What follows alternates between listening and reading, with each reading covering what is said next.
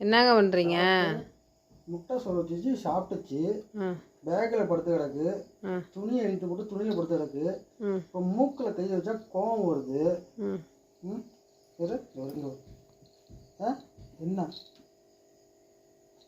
கை விடாத தள்ளுறாங்க.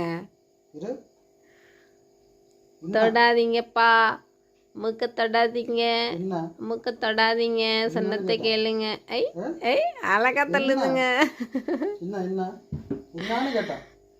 சாப்பிட்டியா அழகிமா? அழகிமா, இன்னைக்கு மணி எத்தனை? 10:30.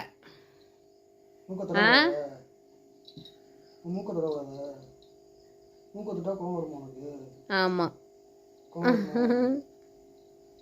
சரி போய் படுக்க வைங்க, போங்க. போதும், போய் படுங்க நீங்களும். ஐயே